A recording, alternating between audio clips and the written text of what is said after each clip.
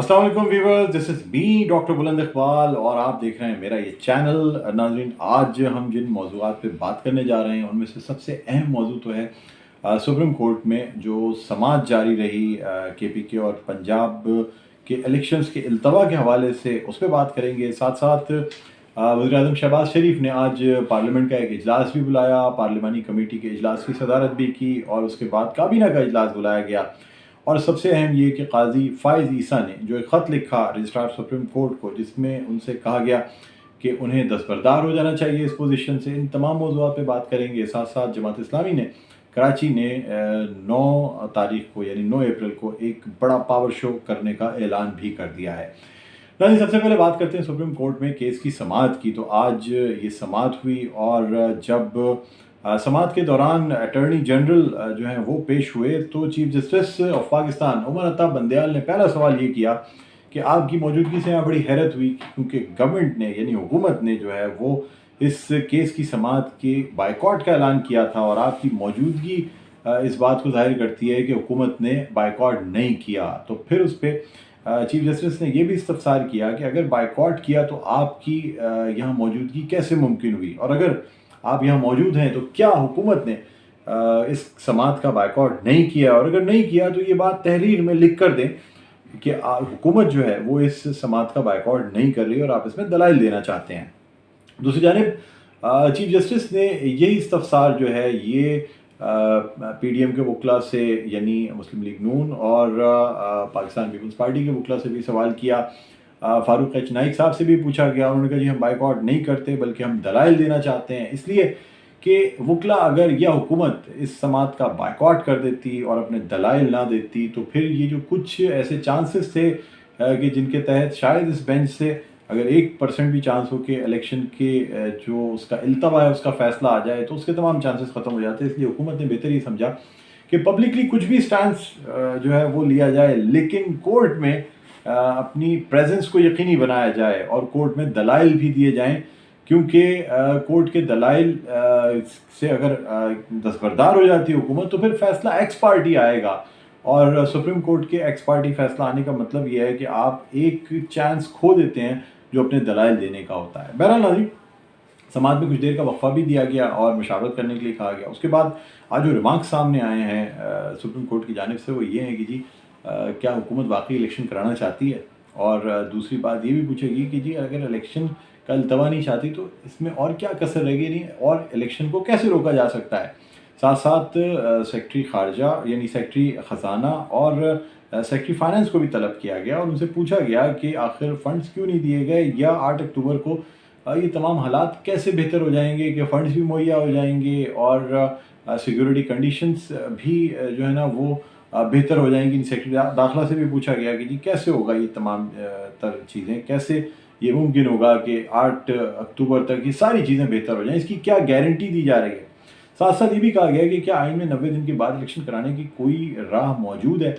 नाज़रीन, ये तमाम सूरत हाल के साथ साथ फ़ैसला महफूज कर लिया गया है। कल ये फ़ैसला सुनाया जाएगा, कल है 4 अप्रैल।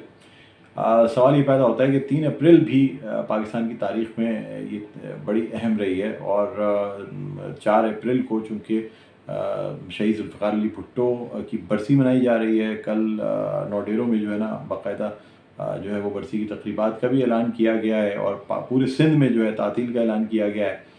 तो सोचा ये जा रहा है कि क्या 4 अप्रैल को फिर कोई ऐसा फ़ैसला आने वाला है जो कि हुकूमत के या पीडीएम के ख़िलाफ़ होगा, और 4 अप्रैल को ही इस फ़ैसले की तारीख़ क्यों रखी गई है, ये भी बहुत बड़ा सवाल निशान है, क्योंकि अदालत अगर चाहे तो 4 की जगह ये फ़ैसला 5 को भी दे सकती है। बहरहाल ये अदालत का डिस्क्रिशन है कि वो किस डेट को ये फ़ैसला सुनाए।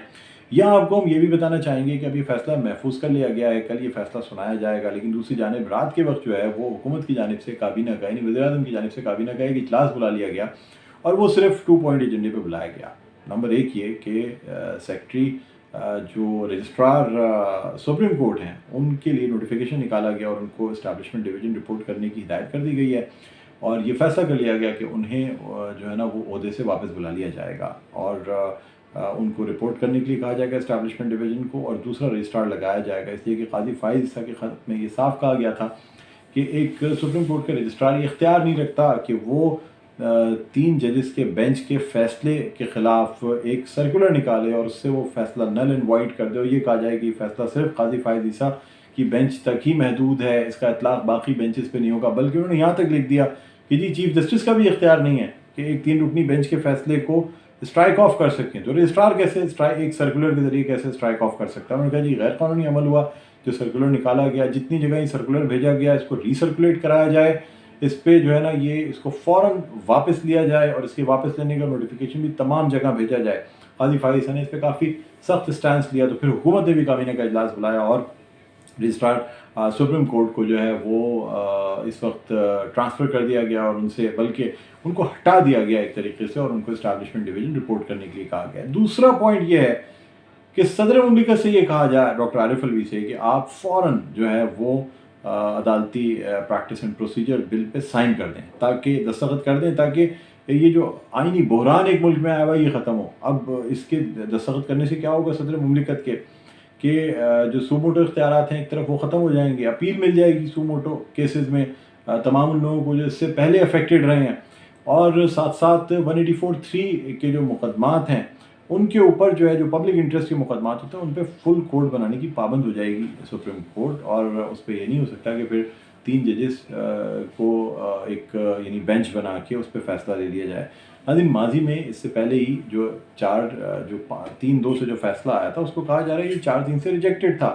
لیکن اس پہ قانونی ماہرین نے مختلف بات کی۔ انہوں نے کہا جی دیکھیں 2 ججز کا اختلافی نوٹ لکھ کر فیصلے سے الگ ہو جانا، اس کے بعد یہ کہنا کہ یہ 4-3 کا فیصلہ یہ غلط ہے، اس لیے کہ ان ججز نے دلائل سنے ہی نہیں، تو وہ فیصلے کا حصہ کیسے بن سکتے ہیں؟ وہ تو ابتدا میں ہی اختلافی نوٹ لکھ کے باہر نکل گئے، اس کے بعد بینچ رہ گیا 5 ججز کا، اس میں سے اگر 2 مزید اختلاف کرتے ہیں تو اس کو 4-3 کا فیصلہ نہیں کہا جا سکتا، بلکہ ان 2 ججز نے جنہوں نے بائیکاٹ کیا انہوں نے وہ اس کیس کا حصہ نہیں رہے، تو وہ دلائل سن ہی نہیں پائے، اس لیے وہ فیصلے میں شامل نہیں سمجھے جائیں گے۔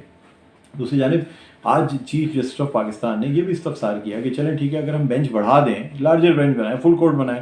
جو ججز معذرت کر کے اختلافی نوٹ لکھ کے یا معذرت کر کے اس بینچ سے چلے گئے ہیں ان کو فل کورٹ میں کیسے شامل کیا جائے گا؟ کیا ایسے ججز جو معذرت کر چکے ہیں ان سے دوبارہ کہا جائے گا، درخواست کی جائے گی کہ آپ دوبارہ بینچ کا حصہ ہو جائیں، فل کورٹ بن گیا اس میں آ جائیں؟ جب وہ چلے گئے تو چلے گئے۔ دوسری بات ناظرین یہ بھی ہے کہ یعنی اگر اس بینچ کو لارجر بینچ بنایا جائے تو اس کی بھی تو کوئی حد ہونی چاہیے نا، کہ اسے جو ہے وہ 5 رکنی بینچ کیا جائے یا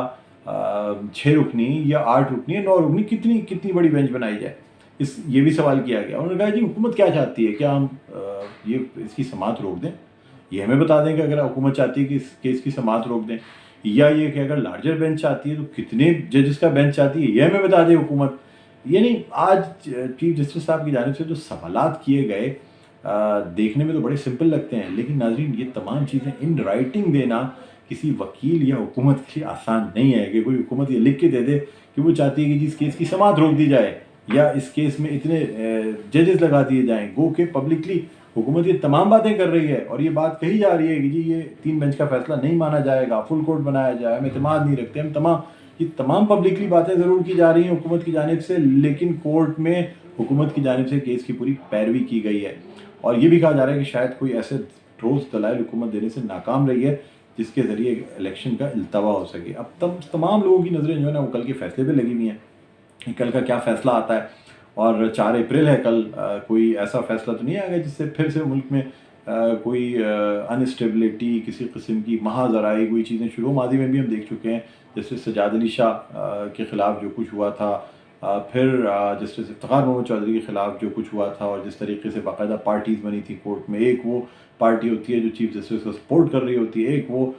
پارٹی ہوتی ہے جو چیف جسٹس کے خلاف ہوتی ہے، اور بعد میں اکثر یہ بھی ہوا ہے کہ حکومت کی جانب سے اسی پارٹی کو چیف جسٹس بنا دیا جاتا ہے جو موجودہ چیف جسٹس کہ کسی بھی اقدام کے خلاف ہو، یا اب مبینہ طور پہ کچھ بھی ہو سکتے ہیں، ہم یہ نہیں کہنا چاہیں گے اس لیے کہ یہ پھر توہین عدالت میں آئے گا۔ عدالت ایک معزز عدالت ہے، اس کے جو فیصلے ہوتے ہیں سب اس کو مانتے ہیں، پھر بھی حکومت بھی اس بات پر پابند ہے کہ اگر سپریم کورٹ کی جانب سے کوئی فیصلہ آتا ہے تو حکومت کو ماننا پڑے گا۔ ناظرین اس کے علاوہ بس لاسٹ میں یہ بات کرنا چاہوں گا کہ جماعت اسلامی کا ایک پاور شو جس کا اعلان کیا گیا ہے کراچی میں،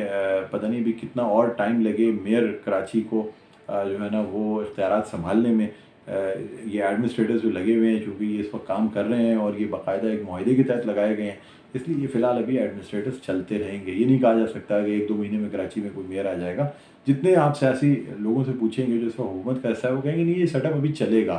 اور یہ باقاعدہ ایک ایگریمنٹ کے تحت سیٹ اپ بنا ہے تو یہ اتنے جلدی ہٹایا نہیں جائے گا. جو لوگ الیکٹ ہو گئے وہ اپنی جگہ وہ بھی انشاءاللہ جلد پاور میں آئیں گے لیکن یہ سیٹ اپ ابھی چلتا رہے گا. بہرحال ناظرین مجھے بلند اقبال کو اجازت دیجیے. میرے چینل کو لائک کرنا، سبسکرائب کرنا اور بیل آئیکن کو پریس کرنا نہ بھولیے گا. اپنا بہت خیال رکھیے گا. اللہ حافظ.